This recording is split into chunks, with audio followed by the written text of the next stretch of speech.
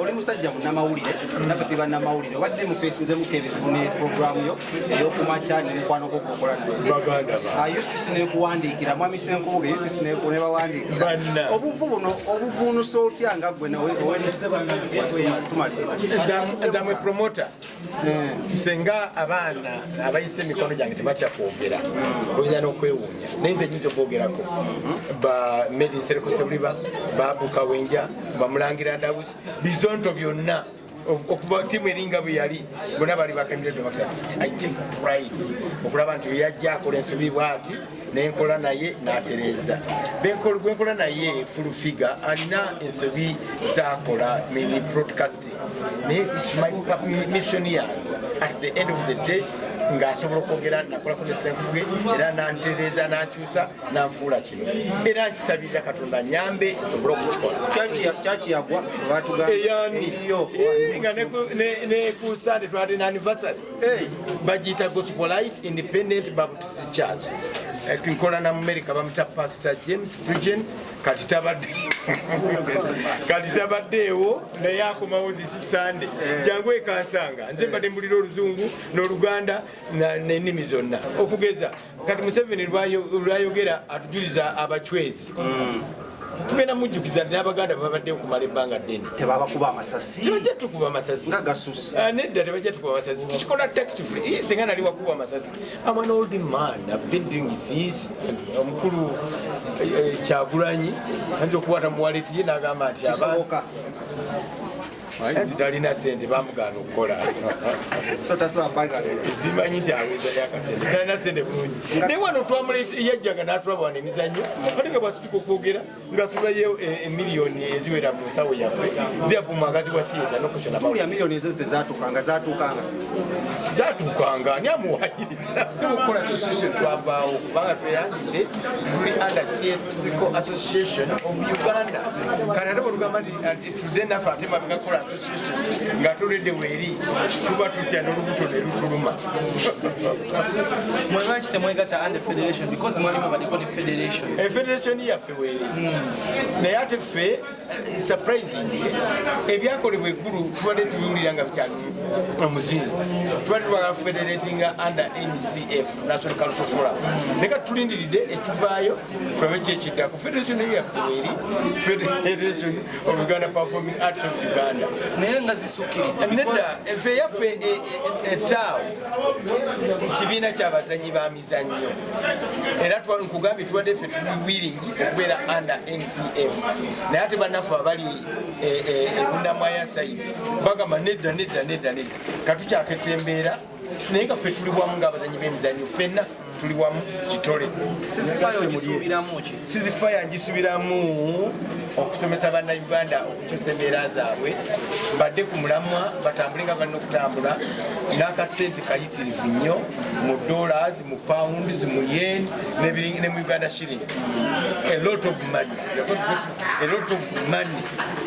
era industry lwaki twakikoze bwe ebiina byonna twabiyise wamu tukolere wamu at the end of the production twagala nga buli kibiina kiyinza okuddamu ne kiyingira ku lwakyo ne tuddamu okugomoka Uganda nga twagomoka kuno sikwegatta kulya kwegatta kuyiga kunyeenya Republic of Uganda ate mutunyeenya n'emiyembe tunyeenye emiti egiriko emiyembe gitugwire ate abantu bayige byebadde bavuddeko bubeera n'omusomesa nga Philip Nswata nga y'omu ku bawandiika naawe n'ojjanga ekigo kirimu oba olaba awandiika atya bubeera ne director nga Andrew Ben Kibuuka Katolo Bwama nga badirectinga oba obuuza nti adirectinga atya n'obuyiga bubeera ne team leader nga Charles James Ssenkubuge nga naawe olina ekibiina oba obuyiga kati eringa workshop at the end of the day tujja kubanga tukola ekyo twebuuzaamu ebisa ebisinga twalinga industry nabantu ovayo okwegatta okukola products ezeewamu ebisa ebisinga zibeera sponsored by the government oba ne chief listener Salim Saleh. How true is this allegation ezigenda mu maaso muno gwe tobeera watali muliiro ne mwami Katolo Bwama ate bwetwalabye kweno project nze ba artist bammanyi nze mpandika ebbaluwa ezifuna sente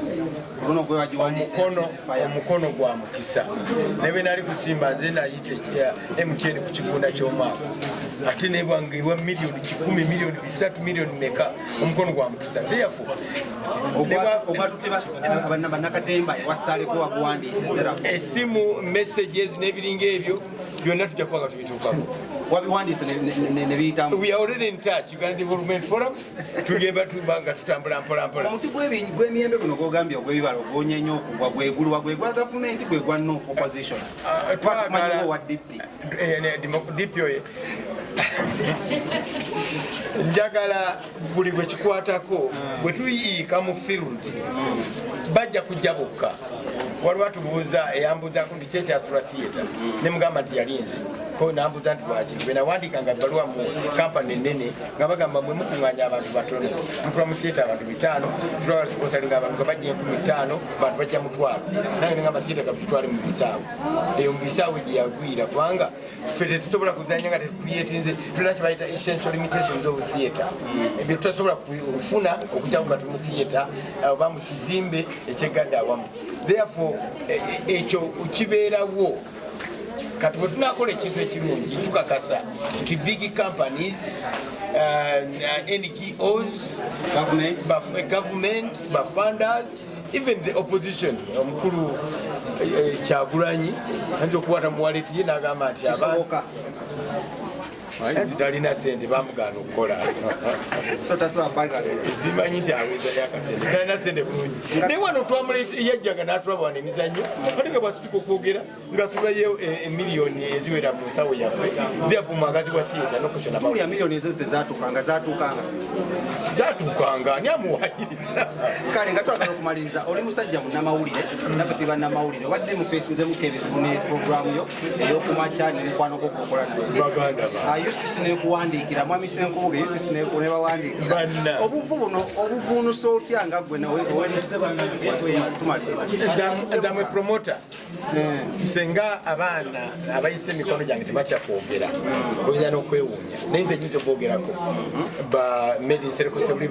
babukawenja bamulangira Ndawuzi bizonto byonna okuva timu eringa bwe yali bonna bali bakabira democracy I take pride okulaba nti yajja akola ensobi bwati nenkola naye n'atereeza gwenkola naye full figure alina ensobi zakola mini broadcasting naye it's my mission yange at the end of the day ng'asobola okwogera nakolako ne Ssenkubuge era nantereeza n'akyusa n'anfuula kino era nkisabirira Katonda nyambe nsobole okukikola kyaki yagwa eyani nga ne ku Sunday twali na anniversary bagiyita Gospelite Independent Baptist Church tunkola na America bamuta Pastor James Bridgen kati tabaddeewo naye akomawo this Sunday jangu ekansanga nze mbadde mbulira Oluzungu n'Oluganda n'ennimi zonna kale ceasefire kyanjawulo kikuluno state of the nation bagubaninga endala ceasefire tebajja gibaninga tugenda kuba begendereza nnyo omanyi omuzannyo agaali amakula tebabuulira abasinga balonza tuzannye waka mala kubanyonyola nti agaali amakula twatuzanya Milton Obote ne Paulo Kawanga Semwogerere ne bagamba aishua therefore tugenda kola ekintu nga kyamagezi nnyo naye okusinga ennyo twagala to the end of the day abalina beef eri bannayuganda okugeza kati Museveni lwayogera atujuliza abachwezi tugenda mujjukiza n'abaganda babadde okumala ebbanga ddene tebabakuba amasasi tebajja tukuba amasasi nga gasusi nedda tebajja tukuba amasasi tukikola tactfully singa nali wakuba amasasi I'm an old man I've been doing this for over and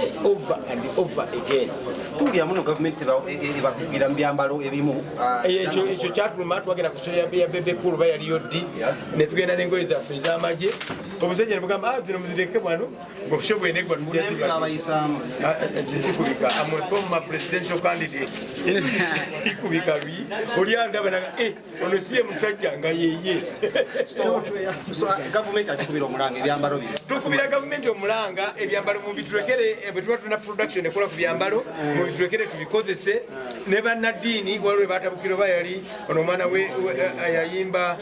Hildaman eyambala gawuni ya bishop ne bamutabukira costume. When I say this is a costume, nzikirizibwa okwambala kyonna kaluberego lwa bishop, kaluberego lwa papa, kaluberego lwa president, esaati enjeru nizo okujambala kagamba nti eyo yange nefutse costume yafu. Thank you so much for the love. Bana mutuwagire aro mutuwagire tubegayiridde mwe twesigamye kumwe bwe mutuvaamu basi tugudde bwe mutusitula mwe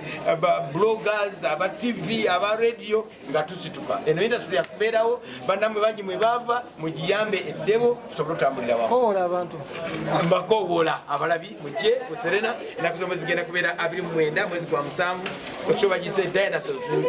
nenjo manya bagise ceasefire ezanyiba the dinosaurs njo zayo zabasazeewo okugula ham yagambye tenjagala table 3 netumugamba tujja zireeta naye zo zikyali ntono mwazi zikyali ntono abantu kakatulu mwamba Yedeko come on board mugule tickets muje muwagire bwe tunaamala tujja kutuza ne mbana Uganda kubanga gukwata kuli mu Uganda ali wansi eyo alowooza nti alina olutalo ne kyazi kyemusekuugolo waya wa DP nga yewa movement twagala ezo fire zigwewo we seize the fire completely.